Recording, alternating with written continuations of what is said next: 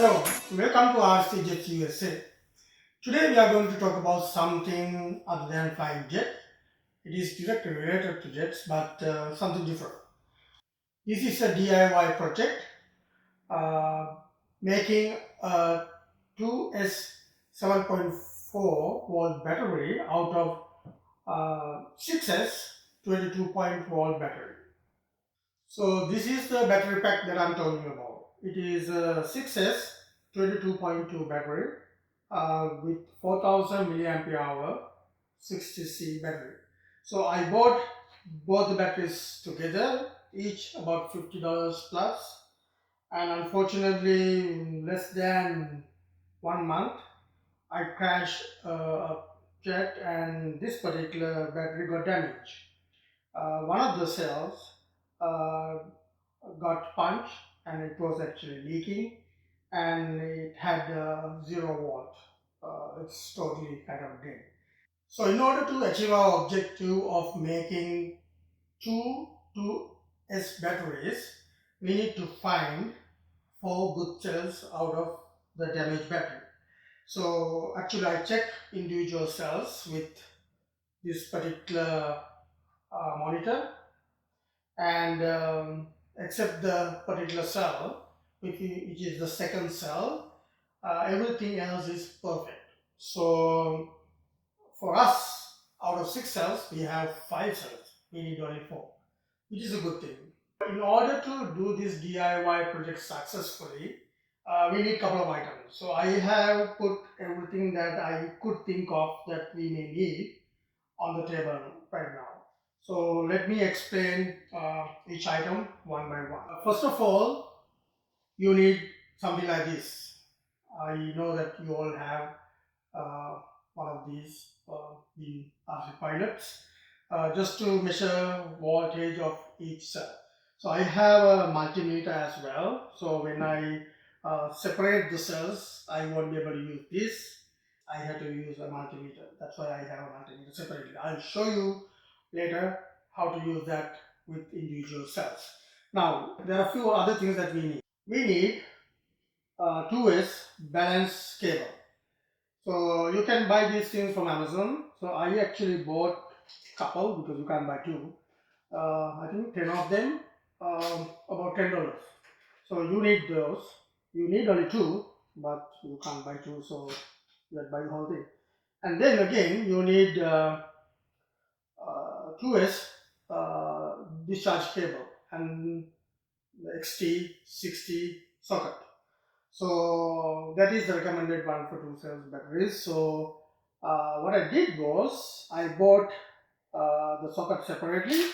I think I got about 20 of them, which is about $10 again from Amazon. And then I got the wires as well. The wires are gauge 14, yeah, 14 AWT. So because we don't need that much of power to drain. In my case, I need 2S batteries to power the control systems only. So it's not going to the motor. So I don't need any strong wires for that purpose. So just a couple of servos and other stuff. So this will do. So I already actually soldered the 2 wires to the socket. Now I have both the socket well prepared, and also the balance cable. So all those things are already done, and you guys know how to do that. I'm not going to give a session on how to solve these sort of wires on this particular session. So now we have all those, and also another important thing is the heat shrink wrap. So I bought this because once I separate all the cells, 2 cells that I'm using for the battery, I want to make sure that it's tightly covered and insulated. So you have to get the measurement right. I'll show you how to do that, and then I got the correct size for that. And also there are a few tools you need.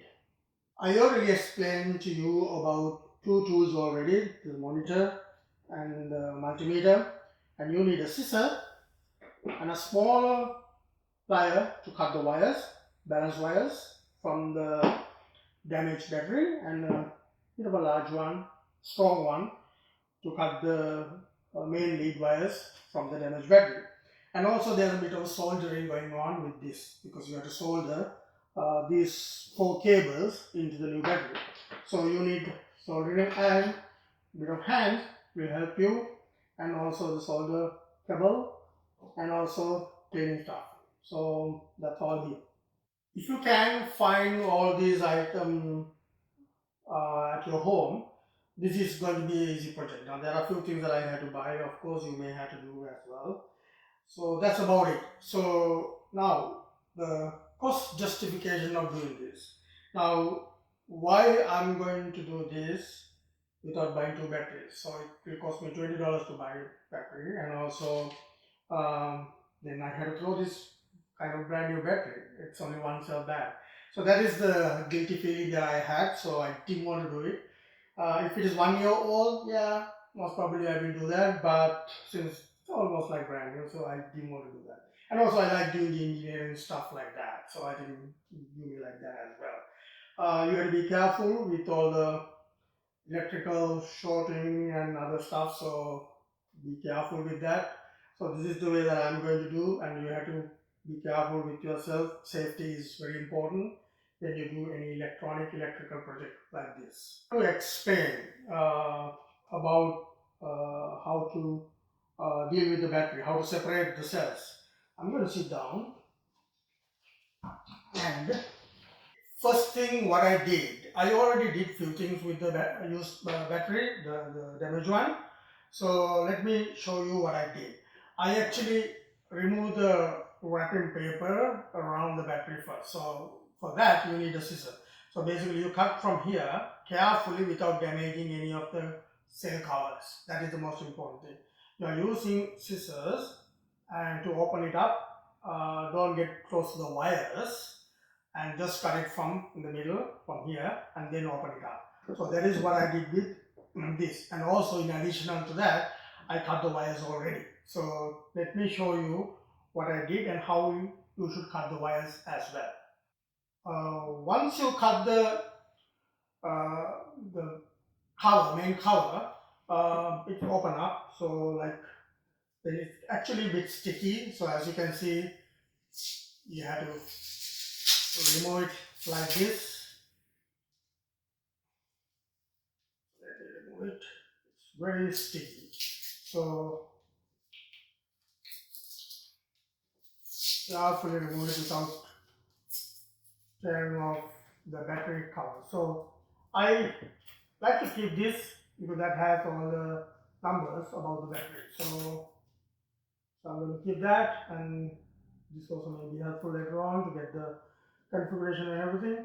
So once you remove the main cover, all these batteries are glued together as well. So as you can see, it's already glued, and there's a very strong glue between these cells. So as soon as I open the cover, I get a little bit of smell.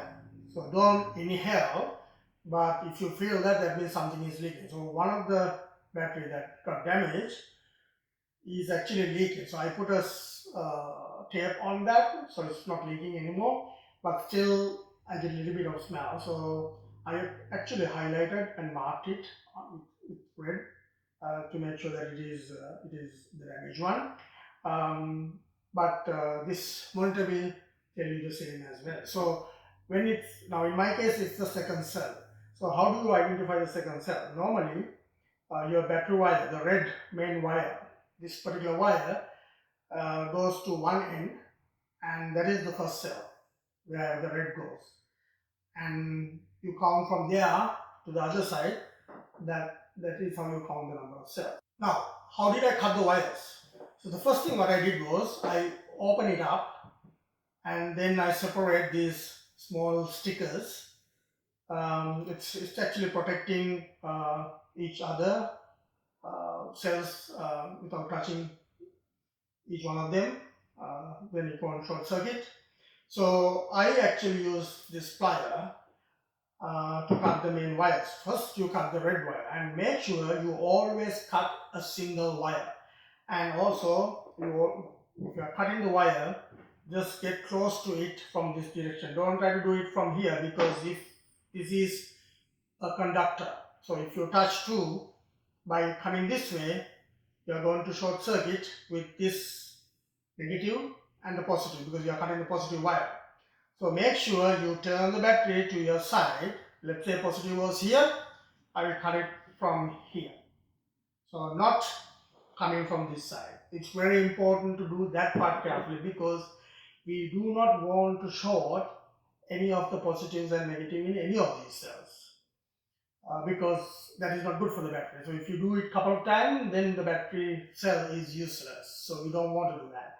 That is the most important thing, and you might spark fire as well. So let's not do that. So once you cut the red wire, the next one is the black wire, so the negative.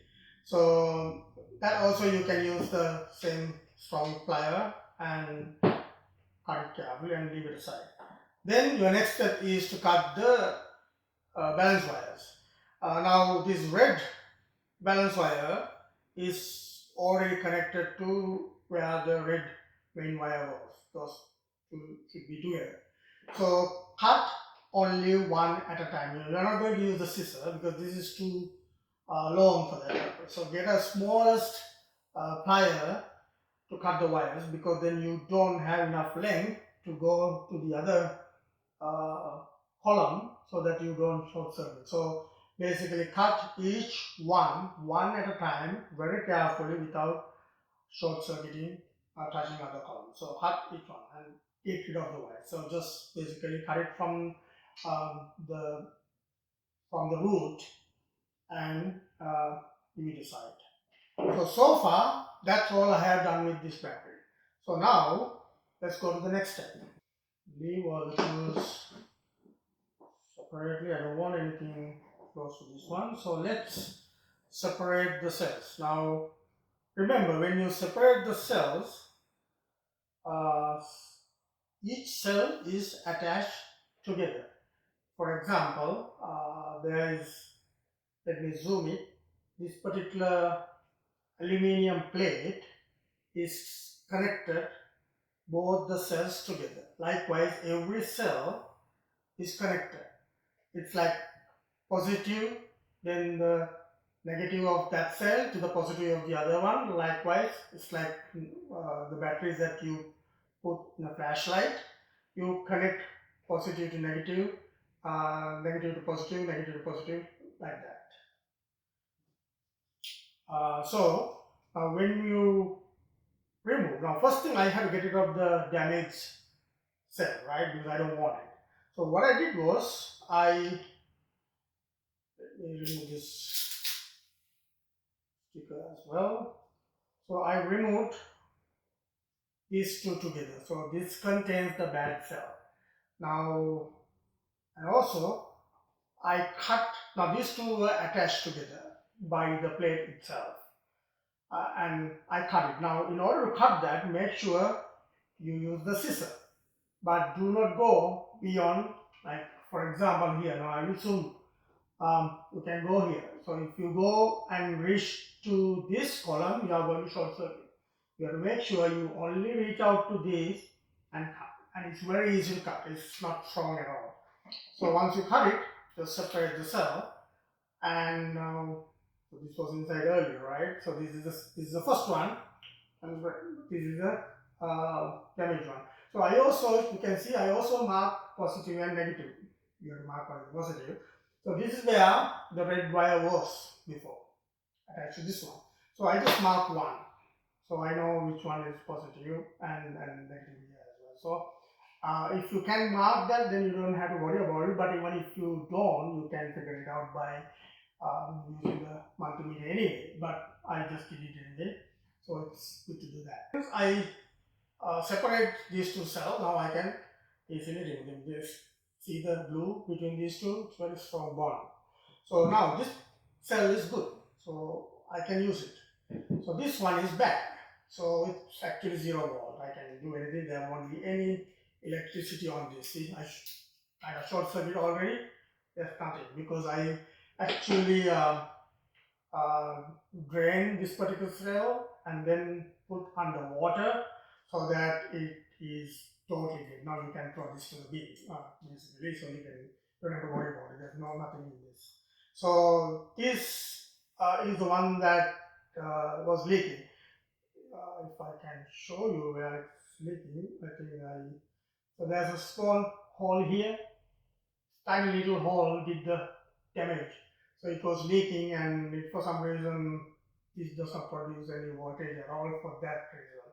So I already put a sellotape around it so that it's not leaking anymore. Otherwise, yeah, it was smelling. Now it's not. So leave this alone. You don't need that. So this one, I won't be able to use it for this project, but I would like to use it with another project. That's why I need this one preserved. So I'm going to test it here, because if I have another battery with the same configuration, because you can't mix cells from other batteries unless it has the same configuration. So I should be able to use this. So until then, I can't use it. So I'm going to leave it aside. Now, these are the 4 cells that we are going to use for our new 2 batteries. So since all of them are connected together, we had to separate 2 of them like this. So we don't have to separate these 2 because that is our new battery basically, right? So let's remove the glue, and it is already attached by one of these thing here. See these 2, get a close up. These 2 were connected. So I used the scissor and cut it because we need 2 cells for each battery. Now this is where you are going to solder. So all these things, as you can see, there's solder, a little bit of solder here. So you are going to solder. This is I already marked plus, and this is the plus of this, negative, again connected to the positive of the other cell. That's how it works. So the positive, this is the negative, negative going to the positive of the other battery. So that's simple. So same as any other battery. So now we have the 2 cells ready for our new battery. Now that we have got the cells separated, I just wanted to show you the cell voltage. As I promised earlier, I set up the multimeter so that you can read the voltage. Let me connect the positive of the first cell and the negative so that we can see the voltage.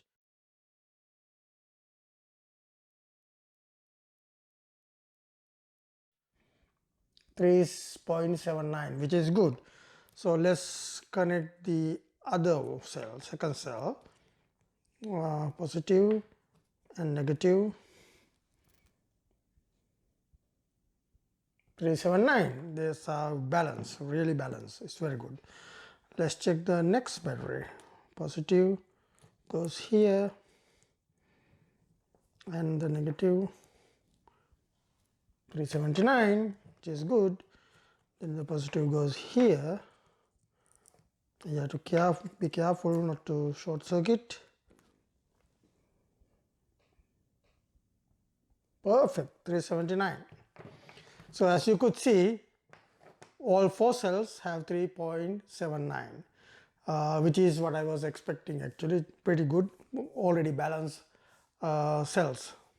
Now that we got that part covered, let's check on our heat shrink wrap. So as I mentioned earlier, you have to get the correct measurement and the correct size, otherwise we cannot do this properly. So when they give the measurement, they give the flat width. So you should be able to measure width of the cell and height of the cell both together, and then multiply by 2 and add another 2 millimeters, maximum 2 millimeters, don't go above that.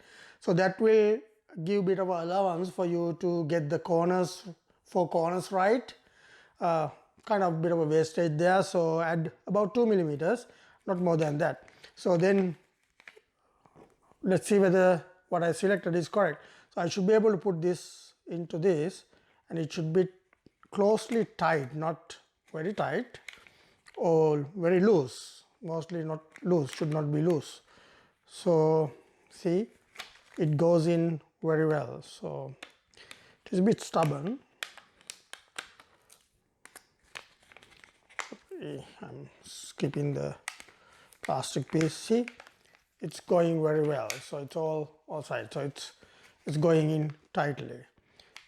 So this is what I want. It's only very little room. So when you use the heat gun, it will stick together. It will be a strong bond. So there's a bit of a glue that I do want to put it further up, then I won't be able to remove it. So our shrink wrap also good, exact size. So that is very important. So the next one is soldering these wires into each of these connectors, which is what I'm going to do.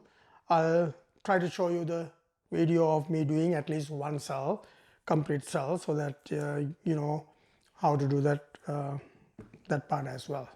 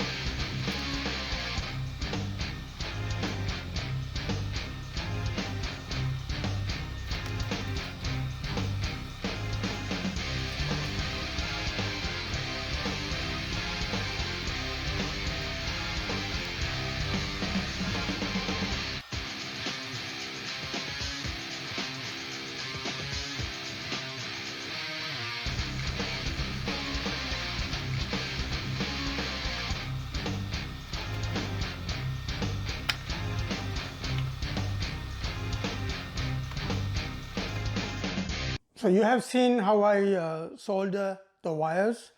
I had a bit of a challenge with one of the aluminium columns here, because as you can see in this, let me get a zoom, it did not have this soldering done before. So because of that, I had to basically make a hole in one of these plates, aluminum plates, and send through one of these cables and kind of have soldering onto that. So it worked. So that's how I have this, but I won't have that issue with the other cells. So I just wanted to show you guys this before I complete that one as well. Now this is a complete product. As you can see, it's very nice, neat. And let's check the voltage and see whether we are getting. Now 380 means we should get about 760 as at now. So let me see, you can see my multimeter, so hopefully you should be able to see it. I will get a zoom if not. 758, it is good, 760 kind of, right? So that's okay. So if you want to check individual cells, let's plug this one into the battery and I'll show you. Yeah, it shows 378, and if I move the cells, you can see it's exactly what we expected. So each cell has the capacity exactly the way we wanted. So I'm going to do this one later on. So that's all about this video. So hope this helped you guys if you are planning to throw one of the batteries with a bad cell. If it is new, you can do the same thing what I did. So it's like, I mean, it's like any other battery that you buy, and solid and neatly done. So it's all clean, and I put additional insulation tapes as well, just to make sure nothing exposed, in additional to the insulation they had. So that's another layer of protection as well. And I put some insulation here just to keep these three cables together. They are all over the place. I don't like to be messy like this, so now it's all kind of neatly together. So that's all, folks. So if you like this video, give me a thumbs up and subscribe to my channel. I will keep posting videos like this in the future, and I'll get back to you guys soon. Thank you.